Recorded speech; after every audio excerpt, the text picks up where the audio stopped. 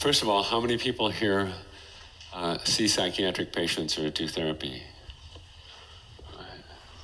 Good. All right. How many people here have done holotropic breathwork? Almost everyone.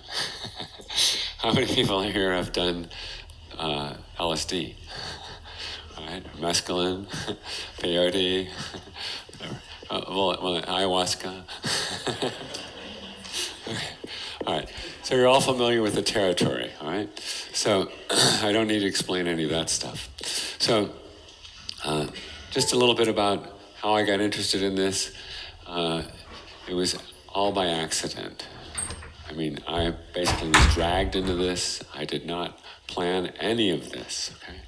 So I'm a student at, doing some research at a research floor at Mass General and Harvard University in Boston, summer of 1970. And I was a little bit long-haired and, bell-bottomed and all that sort of thing. And the guy next to me who was working on cat brains, right? If you remember the idea of splitting the cat brain in the 11 different boxes, and if any of you are familiar with that neurobiological stuff. Anyway, he comes by we're friends, and he comes by one morning and throws this paper on my desk and says, "You'd like this." And it was Stan Grof's psycholytic therapy, right? And I read it and I thought, oh my God, this makes Freud, Jung, makes sense, connected by Otto Rank, right? If you've read the psycholytic material, which was the original LSD psychotherapy book back in the 70s, it's pretty clear what's going on. Stan used to do psychoanalysis under LSD, and people would get a little bit better from his Freudian model, and then they'd fall apart, right? And then they'd come up in a Jungian framework, archetypal framework. And he notes that he was resisting this whole process. So the process seems to take us along. So anyway, I got very interested in this. I'd read Krishnamurti, I had some experience, blah, blah, blah, the electric folate acid test, which I recommend to anyone who hasn't read it, right? A very nice explanation about how this all started. And so I thought, well, I guess the major thing is to get enlightened, so I tried to go to India and study, Kundalini Yoga, and all that didn't work out for one reason or another. And I wound up, starting meditation, which I was invited to do at Harvard as well, and which I resisted. I thought it was bullshit, right? But that worked, and I saw the papers. It was not hypnosis. It was not bullshit. It really worked. So anyway, I sort of avoided all this LSD stuff after that, because I thought, I want to stay pure and all that. And I wound up running a unit in Boulder, Colorado in the mid-'80s. And one of the patients was dissociative. And she was so dissociative, she couldn't talk she couldn't do anything, basically, in psychotherapy. The only thing that worked for her was some body work from the Naropa folks, right? Sort of the Tibetan Naropa Institute kind of body therapy. My roommate happened to be a rebirther. I had done some rebirthing at Mount Shasta. I had a great experience. So I said, let's bring my roommate in. And everybody said, no. Rebirthing is like, you do nude rebirthing and all that sort of stuff. It's not very professional. But one of the nurses was working with Stan. His sister was working with Stan Grof. And so Stan had developed this non-drug approach, which I heard about at the 83 Transpersonal Conference in Davos. Tried to sign up for it, but he only took 16 people at the time. He and Christina did these flower circles, with the two of them in the center, 16 people breathing. So, in any case, we brought in Diane Maglioli, who was my introduction to holotropic breathwork, and she and I worked with this multiple personality, and after 3 sessions, she was able to track in groups, and after 6 sessions, she was back on the street in outpatient therapy. And she did very well. So one of Stan's fellow practitioners, Jackie Small, came to town and we did some workshops. She said, you should come meet Stan. So I went down and her place in Stan, and Austin, Texas, with Stan and Christina, and the first large holotropic breathwork with like 120 or 150 people. It was the first time they ever did a large one. It was all paired up, and it was a totally different model than I was introduced to. So after that, I was sort of entranced, and I started going to the training. So I got trained. I came back to St. Louis for personal reasons, and started doing my holotropic breathwork with my own inpatients at a community psychiatric center, which was just a for-profit psychiatric setting. And I had maybe 2 or 4 patients. Will that material show up? Can we get that on the screen or not? Just give me one moment. Okay. All right. So anyway, the first 2 patients I did holotropic breathwork with on my own, as as new certified breathworker. Was a 14-year-old and a 31-year-old, right? The 14-year-old, I said, if you don't like this music, you can leave. It's not really his style. He was sort of from Boot Hill, the Ozarks, country bumpkin kind of kid. And the woman was, she had a long history, which I'll recount a little bit, but she was used to doing therapy. She'd come into the hospital every year, about the same time, anniversary reaction, when her brother had died. Anyway, these first 2 patients, the 14-year-old hooked me. He, he stayed for the whole session, and he had this experience where he died. He re-experienced the night he attempted to commit suicide. One of the nights, he tried twice, cutting his throat. Pretty significant attempts, bleeding, almost died in reality. And in the imagery of the breathwork, he succeeded, and he died. And then he became the universe. So this was in the era when you could still keep patients in the hospital a little bit longer than having to prove that they were, acutely going to kill themselves or somebody else. And so I didn't trust this. I mean, he was cool. He was totally free of this entire, humiliation complex he had suffered in a small town when he got his 14-year-old girlfriend pregnant, who was the, sheriff's daughter, and the person in town ostracized him, and she wasn't talking to him, and he was all isolated. So he was totally free of that. His demeanor changed entirely. His depression was gone. Then I didn't discharge him because we're still treating him with Prozac and Trazodone, antidepressants, right, and planning how we were going to help rehabilitate him, even though he had no problem. Psychiatrists tend to, think they know more than what's going on with a patient, right? So he breathed the next week. And the next week, he went right into becoming the universe, right? And then he became, and this is in his own words, he became pure consciousness, and then the universe and pure consciousness together, right? Now, I was interested in meditation and all that sort of stuff, had been for a while, knew something about this. Thomas Merton, tuned me into this whole idea. And I was just fascinated that a 14-year-old boy from the Boot Hill had such a profound experience that most Zen meditators do not have, right? Like Houston Smith being a Zen meditator, right? He never got there. And I asked him, what was his background? And the kid had been to Sunday school twice. He knew who Jesus was. He didn't know anything else. That was it. Totally innocent, right? So let's go to the next patient.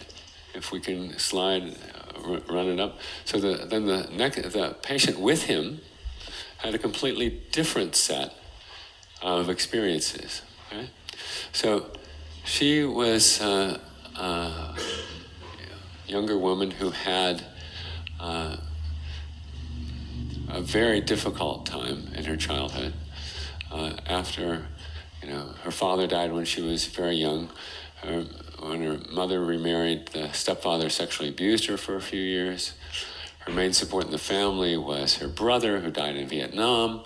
When he died, she ran away and basically was a child prostitute and got into drugs until she was about 21 when she got sober. And every year, at the time that her brother died, she would get severely suicidally depressed and come in the hospital. So I'm at this hospital she comes into in October or whatever, that's the usual anniversary reaction. And she breathes with the 14-year-old. And her experience was completely different. What happened was she experienced her parents, her mother and father showing up. I'm sorry, her father and her brother showing up. Her mother wasn't so close to her. Her father and her brother, deceased relatives, showing up during the breath work. They lifted her out of her body, took her to this paradisical place, very, very heavenly. If anyone saw the movie Heaven Can Wait, it was very similar to that kind of scene. And then dropped her in her body back on the floor at the end of it. And she wouldn't talk. She wouldn't share. She wouldn't draw. She was obviously perplexed after the first session. And I thought, she had some negative experience that she just was too embarrassed to share. No, it was just so weird that she couldn't share it. I mean, she was just totally shocked. So the next time, after she'd heard the young boy talk about, basically becoming one with everything, a non-dual experience, she said, all right, this is just the weirdest thing I've ever done. And she explained the experience I just said, and then she said, and this time, my dead father and brother showed up, and they stayed in the room, and they held my hands, and I could see them with my eyes open, and I thought you could too. I didn't see anything. I told her it didn't matter. It didn't invalidate her experience. But it was so real for her. After that, her depression, she transformed herself. She became a leader in the 12-step community. She was very successful in her career, which had to do with human relations. It was like she blossomed. So these two patients hooked me. So I started doing, holotropic breathwork with all my inpatients and also my outpatients, and every week and that type of stuff. Actually, three times a week. We did it inpatient at the psychiatric hospital. If we can go down the slide some more. Every week at this psychiatric hospital with 450 beds that I was associated with. And initially I was just doing it with my own patients. And the chairman of the department, this is how I got dragged into all this. Chairman of the department didn't like this. He didn't like all the loud music and people laughing and crying and rolling around on the floor on Tuesday nights for 2 hours, right? He thought this was crazy. I mean, total regression, and these patients are going to be a mess, right? So he asked the administration to evaluate all my patients very closely. So on exit interview, they examined them very closely, and they had several administrators there because he was a chairman. It's a big deal, and. They called me in and they said, we've talked to all your patients, and the chairman really didn't like this. However, we'd like to know how many patients you could do each week and how much staff you would need. And we'll buy you some Iowa music equipment. So the patients had rated this the best experience they had at this hospital, which had dedicated units, for depression, anxiety, OCD, sexual trauma, chemical dependency, adolescents, kids, whatever. It was a very, very complex hospital. And so the administration, most of whom were already 12-steppers, so they were a little bit open to this idea, right? So they liked the idea of an 11-step program with conscious contact. So they promoted it. So I did 20 patients a week for 12 years. So we wound up with, I don't know if we can get that, if we get further down the, slide. So we got,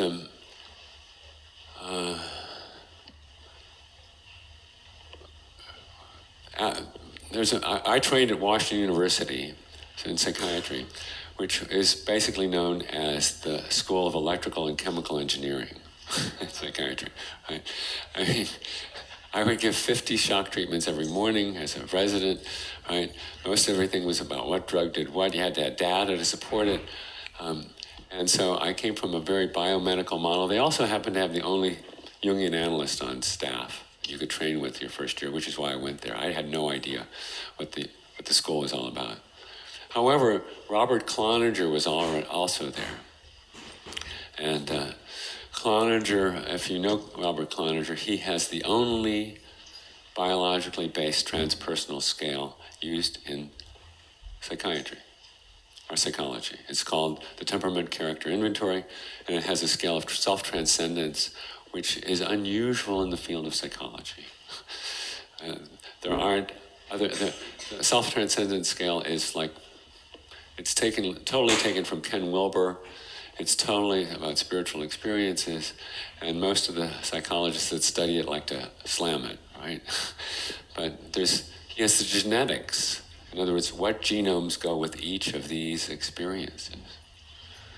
And in the Cloninger system, he has the stages of personality development, a la Erik Erikson, for those of you who know that sort of neo-Freudian personality development model. So generativity is not just giving back to community. Generativity is being unselfish. It's being a bodhisattva. It's actually enlightenment, right? That's what Erikson meant by it. Actually, the personality development where you're no longer attached to your past so much and more interested in your community, right? We call it community consciousness, right? Cosmic consciousness, community consciousness. You're everything and you care about everybody because they're you, right? And the Ericksonian last stage of, integration versus, despair is actually non-duality. And Cloninger has the genes to go with each one of these stages, all the Ericksonian stages. So, in any case, he invited me when he found out I was doing this stuff, advertising in the local cheap papers at Holotropic Breathwork workshops. He invited me to give grand rounds at Washington University, which was pretty much known for humiliating anyone who came in without data. Didn't matter what your status was, chairman or wherever, or how prestigious you were. If you didn't have data and couldn't defend things, and boy, did they read your slides, right? They would just cut them apart, and so they would humiliate anyone. So I'm going to give a talk there. Well, I figured I better get some data for this, so I kept track of the patients I did that year, 482, until I lost my data collector from the music therapy staff. And I went into grand rounds, and the previous chairman shows up first, whose philosophy was go for the jugulars. Right? Very kind psychiatrist. And Cloninger was there. Well, Sam Guzet, who was the previous chairman, came down and shook my hand. He shows up first. He says, this topic, and I can feel my heart going to the floor. He says, it's very dear to my heart. And then I recalled that he had invited a number of anthropologists, who studied Eskimos and Amazonian Indians, to talk at various research seminars. And so he asked polite questions, Cloninger asked polite questions. So we I presented these 482 patients there. I presented it at, an APA convention in Italy. I presented it at UCSF. I presented a number of places. And at Washington University, they were all respectful because the two chair were respectful. And the psychologist, the lone psychologist in the department who survived being attacked all the time, came down and shook my hand and said, you know, you walked into the lion's den and came out unscathed. Of these 482 patients, 80% of the inpatients on their first time had a transpersonal experience, an archetypal experience right out of Groff's index, right? So, you know, if we go up some more, roll them, roll them, roll them. Okay, so I like to start off with Turiya, if you see my biases. So Turiya is where the breath stops and the mind stops. Right? And so a lot of people say, well, you know, I just got really quiet and I like took a nap. So do you feel tired afterwards? I said, no. In fact, I feel really, really sweet, really blissful. So they have this experience of transcendence. Turiya means the fourth state. You have waking, you have deep sleep, dreaming, and waking. And then the fourth or transcendental state is consciousness without content, right? Everything stops, pure awareness. And then the most common experiences were eagles and condors, right, and crows, and just flying around as a bird. Dolphins and whales and seals came in next, right? Swimming around in the ocean, oceanic stuff. Those of you familiar with the Groff 4x4, you know, the four basic perinatal matrices and the four levels of experience, understand where these come from, right? Snakes were fairly common, right? I especially like it when people are rattlesnakes and they're rattling and shaking their tail. Right? Lions and tigers and bears, oh my, you know, it's like becoming a tiger, becoming a bear, being a lion. These are power symbols that a lot of people experience during the breathwork, and they tend to be transformative. White light, blue light, various pastels. It's all very trippy, right? You have a lot of people experience like we as you those of you that have done the breathwork know you tend to use driving music initially, and often sort of ethnic music. And a lot of people experience being, you know, dancing around a fire or drumming or being part of some tribe, right? Sometimes huge releases of energy like volcanoes come up. Traveling across the planet, floating, just flying across the universe, right? Going to visiting different planets, becoming a god or a goddess. A lot of it was Christification where I was in the Midwest, right? So a lot of people experience being Christ or seeing Christ or being on the cross or carrying. But some people also experience, oh, I had 4 arms. You know, it's like that type of thing. You know, becoming one with, they didn't know who this blue man was, right, that they'd become, right? And, you know, he had the snake around his neck and stuff. Said, you ever heard of Shiva? No, you know, things like that, you know. Secret, you know, the streets of heaven and hell, if you've read Aldous Huxley, you know, they would have this right out of, you know, Revelations and things like that. Their ancestors, like the woman I talked about, but also grandparents and the family tree, you know, experiencing being their mother or being inside their mother or both, right? Or giving birth to themselves. You're all familiar with this stuff, but this is what, in the first session, these psychiatric patients had. And by the way, none of them had previous experiences of spiritual disciplines. None of them admitted to using psychedelics. Some of them had used, you know, methamphetamine and were addicts, but none of them, most of them had not had an 11-step experience in the 12-step program. So they were naive, you know, becoming trees or other plants, castles. One of the patients who was actually my patient, had been for years. She was very depressed, they would call her, quote, borderline, right? And she was very stuck. She always had these very dark imagery. And one day her dark castle turned into a castle of crystal and light. And it was gone, right? Her whole personality transformed. She brightened up dramatically. becoming the music. A lot of people became the music and are being a musical instrument. Having sex with God, being in the middle of intercourse, being a man or a woman, right? Experiencing what it's like to be the opposite sex, and periods of feeling entrapped, humiliated, tortured, and then escaping, getting free.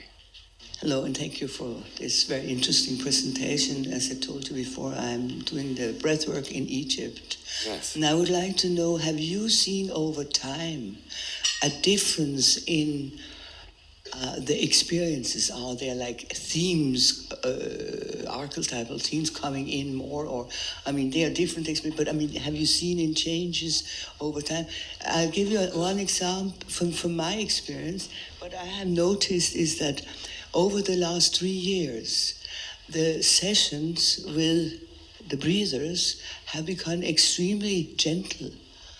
In the last spring workshop I had, of the 12 breathers, 5 had intense experiences with Jesus. And it is in a Muslim country, so it was very interesting for me. Well, they like Jesus in the Quran, but you know. Sorry? They like Jesus in the Quran. Well, I haven't necessarily noticed great periods of time as being significantly different. Stan and Rick Tarnas talk about, the astrological archetypes and the harmony and things, and that I have not noted that among my psychiatric patients, and I imagine that that's because of their personal birth chart, right? And what the conflicts are and the difficulties they need to work out may not necessarily go along with the collective as much, right? In fact, they used to call psychiatrists alienists, right? Right? Because most of the people we deal with aren't fitting into like the collective, right? Probably none of us here are fitting in the collective, but I haven't noticed a particular time period.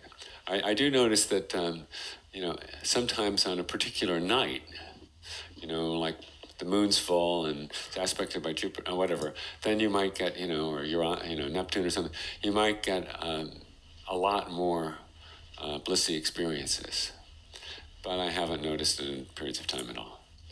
So you mentioned the specific cases of depressed patients. Did you have any experience with manic or psychotic patients doing breath work? We took all diagnoses as long as they didn't meet any of the big 4, exclusion criteria. They couldn't be paranoid. They couldn't be pregnant. They couldn't have a bad ticker, and their skeleton had to be intact, right? So, and we did adolescents as well as adults. And say you could be schizophrenic, bipolar, multiple personality, chemically dependent, didn't matter. Thank you so much.